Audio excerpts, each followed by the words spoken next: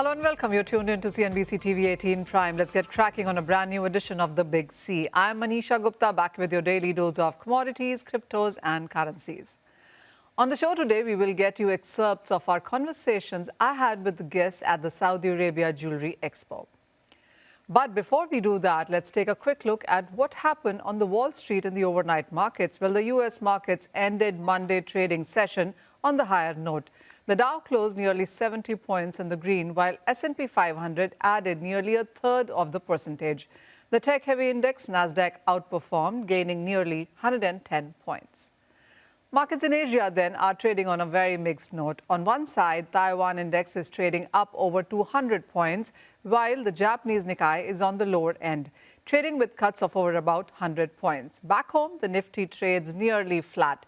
Banking stocks are outperforming ahead of that MPC meeting that we have tomorrow. Meanwhile, the oil prices have seen a very sharp decline, and extending the previous session's losses as another anticipated production increase by OPEC Plus and resumption of oil exports from Iraq's Kurdistan region reinforce the outlook for a looming supply surplus. But it is the precious metals that have continued to shine brighter. You have gold prices hinting at yet another record highs on your screens there, crossing past that $3,870 per ounce for the first time ever on a renewed rate cut bets.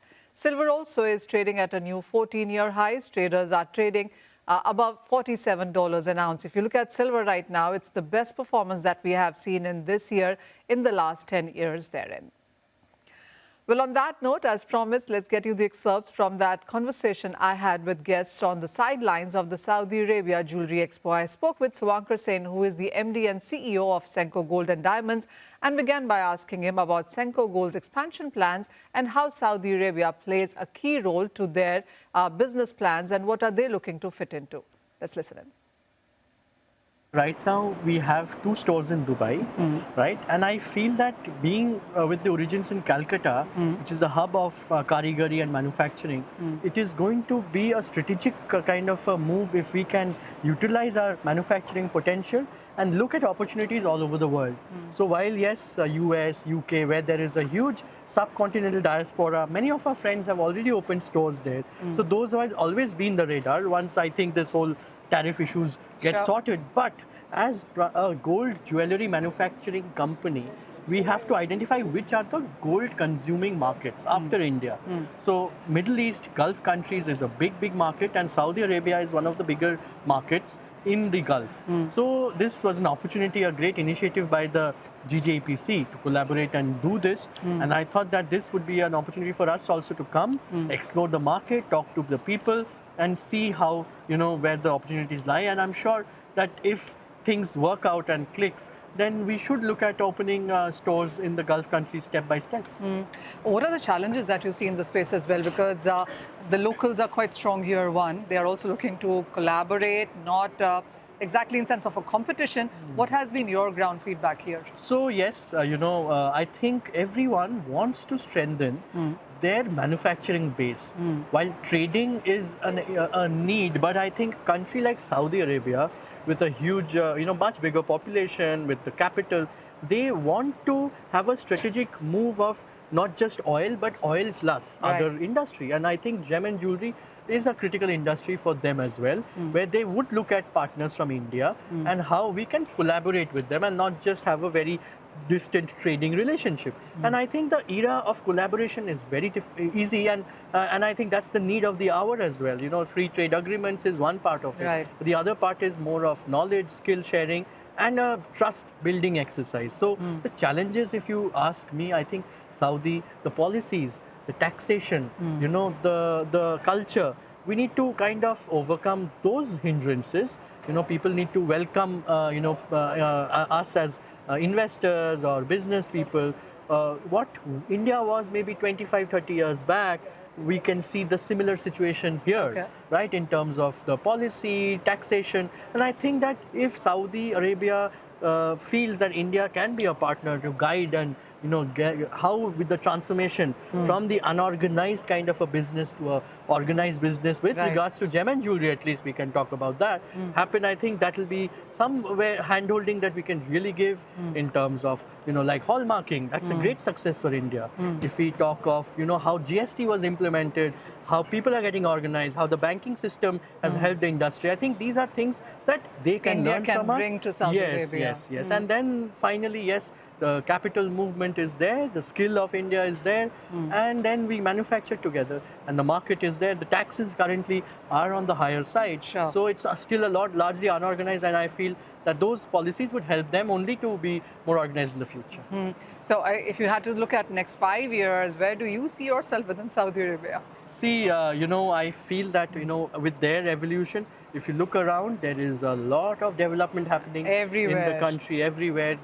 The leader of the country has also big dreams, and I think that if those gets executed, like the way we have stores in Dubai and creating a base in Dubai, I think Saudi Arabia can as much be a base, a country for manufacturing and for retailing for the rest of the Gulf.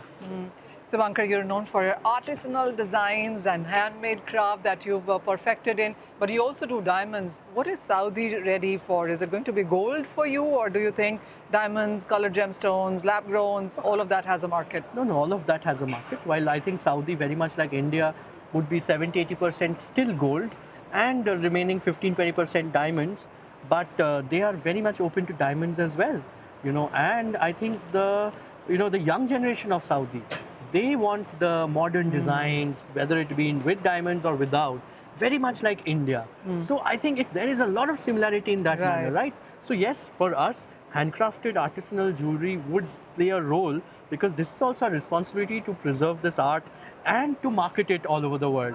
That should remain, or else 10 years later, everything will become machine made, which should not happen totally. But at the same time, using of technology and helping to grow across the world as well as within India is a need of the hour. Diamond jewelry also is largely machine made and partly handmade. So I guess that we have to work on both fronts and all the fronts, and provide and lab-grown diamonds also. I think that is also a big market, which is made in India products and can be well done here as well. So we need to look at all aspects.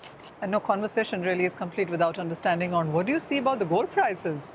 See, the gold prices, very honestly, we look at the world situation, right? That it's moving up, and very honestly, I don't see sometimes as being also a part of the industry that how and why it is moving so fast, in such a short period of time. But then when you look at what's happening in America, in terms of the the uncertainties and the statements and the lack of prediction of what's going to happen tomorrow, right? If you look all across the world, so many prime ministers across the world are getting changed, and new people are coming in. So I think there is a little bit of turmoil in the world. The Russia-Ukraine war, which suddenly we were looking as if it's going to end very soon, is not ending. 3.5 years. So I think that across the world, the investor community are just very much scared. The dollar weakness because of all this tariff is playing a big role. The BRICS issue, where they're becoming strong, people are moving into gold. So there is so much that is there to support gold, and new investors are buying into it. But if you look at the real consumer side of it, they are not being able to digest this movement. It's at least for the short term. I think that volumes will be impacted.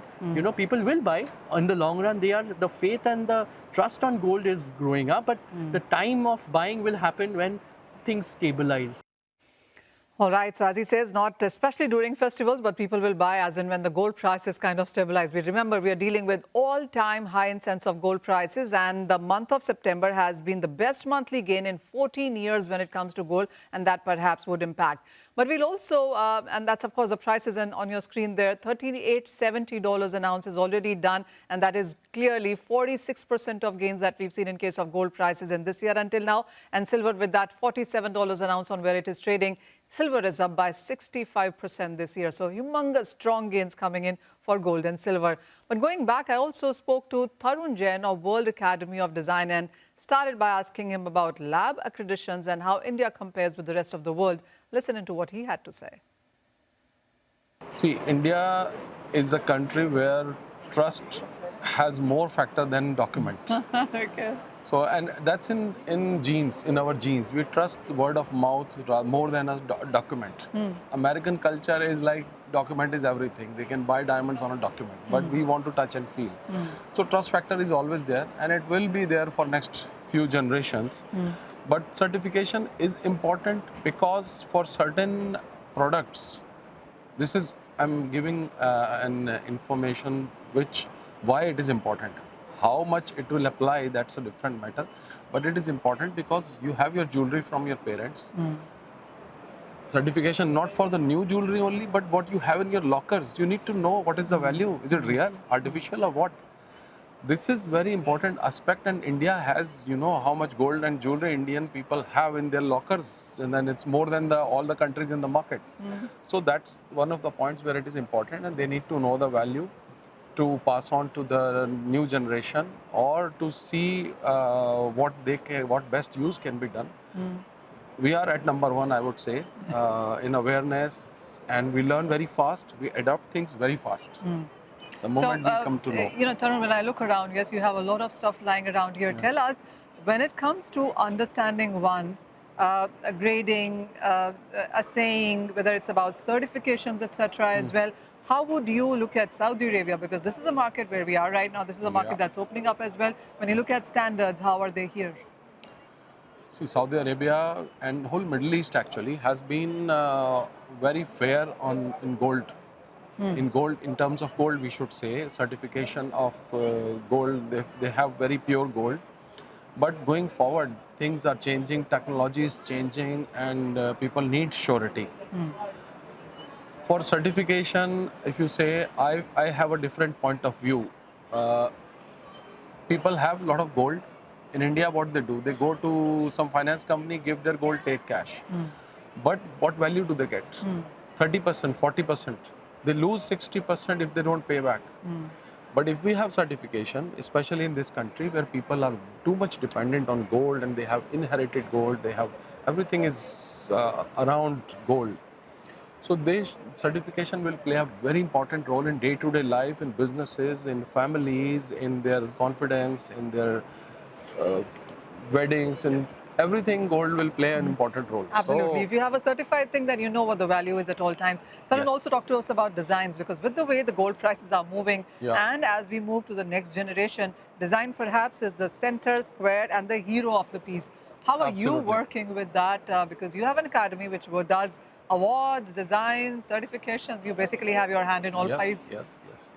It's all related actually, and we wanted to give all education under one roof. You cannot go to 10 schools to learn one subject. So that's why we put everything together: designing, manufacturing, training, gemology, diamonds, CAD designing, 3D printing, and also internships. Without internship, without physical hands-on training, it's incomplete. So we put that all together, and then we help our students to get employment also in lot of all over the world actually. How have you seen technology make inroads? Technology is absolutely making a big difference, and we are making the best use of technology. All right. Keeping your designing skills intact. We are not letting AI enter your designing skills or take over your design skills. We are keeping AI until it is required to develop a new concept. But design should be done by our thoughts. Coming back to your question which you asked, design importance. Earlier, like say before 5 years, until 5 years before, you would buy a piece of jewelry because you like the design, but you would also want to know how much gold it has. Sure. Now, going forward, gold has to reduce. A 30-gram necklace has to come into 12 grams to sell. You don't want to still compromise on 18 carat. You don't want to go to 14 or 9 carat. You want 18, but less gold weight. So design comes into picture. Sure. The more attractive it is. And are gemstones also making a strong inroad here? Absolutely. Gemstones will reduce the gold. If you remove the stones, the gold will increase. So nowadays, if you reduce the gold, the gemstones will take the place. Which is happening currently. Yeah, that should happen. My final question to you is about WADA really, because you have a jewelry show coming up in Sharjah. What does it really comprise of? This is actually one unique concept. We always wanted a very fair competition which will give opportunity to every smallest designer who cannot afford $100 fees to submit a design into an international competition. So we started WADA with $8, only 30 Wow, dirhams okay. value as a participation fees. And that's why we got 400 designers from all over the world. And last year, we got 330 designers which participated from 35 countries. This year, we have 40 countries and 400 designers. And we kept it open for them to submit a sketch, a painting, a drawing, pencil color, whatever media they can think, they can submit. Wow. And we can get it converted. $4 million worth jewelry is being manufactured from those designs. And all the jewelers are supporting, the whole jewelry industry from India and UAE, they are supporting. They convert those dreams into reality. And our emphasis is on natural diamonds and natural gemstones. Okay. We try to make it as universal as possible, as fair as possible, keeping one color, one theme, different categories, and 5 winners in each category. On that note, we slip into a very short break. When we come back, we will listen into more excerpts from that visit in Saudi Arabia, and stay tuned.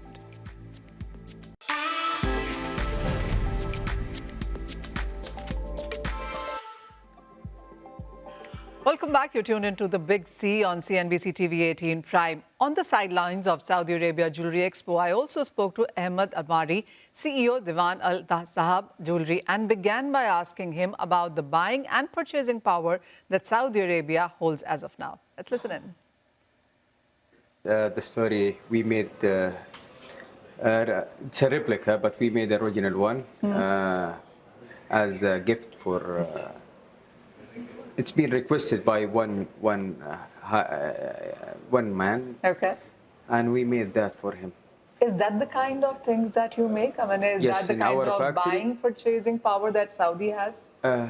Yes, of course. The purchasing power here in Saudi, it's good, and plus the number of visitors has increased lately with the number of pilgrims that is coming to Saudi and others who are coming for religious reasons such as Umrah. So yeah, the number is increasing, and this gives us an extra purchasing power that added to the purchase power of the locals. You are the next generation into the business. What is it that you are bringing to the table now? Technology, I believe. Okay. Technology. This is what you can add it to the business. Technology this time or these days. If you want to improve your business and bring it to a next level, technology is the way and the solution. Saudi as a market is really opening up. I mean, a lot of us are here now looking at opportunities within Saudi. What would you say Saudi has to offer to various investors and partners who want to now come in? Just be open more and more to them. More exhibitions, more open to the foreign investors. And I believe we are doing that, but just need time to get the results of this opening to the entire world. What is the kind of growth that Saudi has seen when it comes to gem and jewelry? There are a lot of reports suggesting that the number will double to 8.3, 8.4 billion by 2030. Where is this growth going to come in from? Mining, we heard about the mining that is happening here in Saudi, and now the number has increased of number of mining spots, and also there are foreign investors. They are coming to Saudi especially here in the gold and jewelry sector, and the number increased year by year, and this is one of the things that we haven't come across back in the days. I would say even lately, 5 years ago or 6 years ago. But now you can find Italian companies. Companies come from Dubai and India, and we do have a variety now these days, especially in the gold and jewelry sector. So what is Diwan as a company aspiring to be with so much more people coming in, whether it is about investors from various countries, even buyers for that matter? So what is your vision or growth from 5 years from now? In 2 ways. First, fulfill the demand. All right. Demand is getting bigger, and how is this demand growing? Growing. according to the increase of the number of people are coming. Plus, try to have this sort of partnership with the different company or aspects that you can aspects in business that you can participate and partnership with the others who have more experience than you in some other parts, such as, for example, for us, diamond and CVD that is coming to the market as well, and this stuff that we are not that much experience on it, but we are trying with the foreign companies to have this sort of partnership together and expand this sort of business here in Saudi. So what countries and what partners are you talking to right now? Are you talking to people in Dubai, Bahrain, even India? India, Bahrain, Italian as well. Yeah, we do have varieties and we are working on that. Are you already partnered with these companies or countries, or are you working towards that? To be honest, in that particular aspect of business, no. But for the rest, we already have the sort of partnership with international companies. Is there anybody from India in that list? Not yet. We do have. I don't know if they want to mention their names. But I wouldn't want names, but you do have Indian companies in partnership with you. Of course, for many years, as the Indian jewelry, one of the jewelries that there is a demand for it here in Saudi. So we've been dealing with Indian companies for over than 30 years. The demand of Indian jewelry is good here in Saudi and have a big share, not just a small share. Oh, okay. Yeah. And what is this partnership like? Is it like a partnership? It's a collaboration? It's just an import from them? Different sort of collaboration. With others, it's a partnership in terms of manufacturing these sort of goods, but with other companies and other companies, we buy directly from them as a wholesaler. And it depends. All right, Saudi as a market is opening up, and that is the reason the Indian jewelers are there participating, and the Saudi Arabia jewelers and participants also there together looking for collaborations, partnerships, even VCs for that matter. But with that, that's all the time that we have on this edition of Big C. Thank you for watching.